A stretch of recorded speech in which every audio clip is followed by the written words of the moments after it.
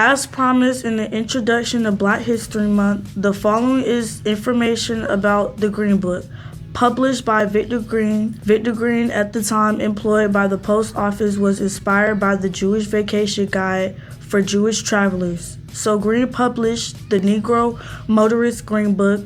The 15-page guide lists hotels, restaurants, clubs, drugstores, beauty salons, and other businesses in New York. Victor Green soon learned how important a guide like this could be. On a trip to Virginia with his wife, he saw that traveling by car could be difficult, embarrassing, and dangerous for Black people. At the time, state and local laws, called Jim Crow laws, legalized and enforced racial segregation.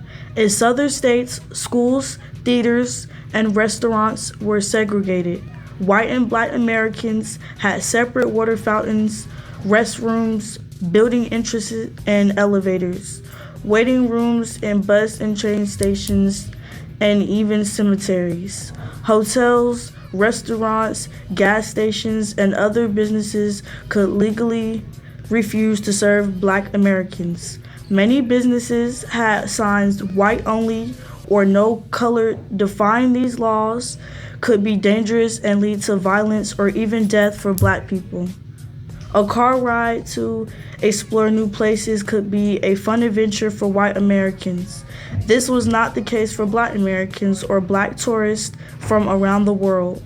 Not knowing whether they could have a place to eat or sleep, the book's motto on the cover also doubled as a warning: carry your Green Book with you, you may need it. Each year, a new version of the guide was published, and sales eventually reached 15,000 copies a year. By 1963, the Negro Motorist Green Book has grown to 128 pages. The guide, known simply as the Green Book, included all 50 states as well as Canada and Mexico, and it listed over 95 businesses. Although the guide was commercially successful, Victor Green hoped that one day there would be no need for it.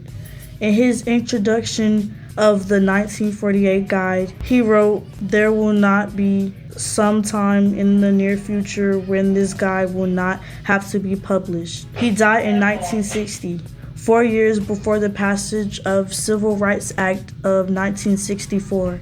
However, we are thankful to Victor Green for seeing a need and finding a solution. If you see a need, think of a solution.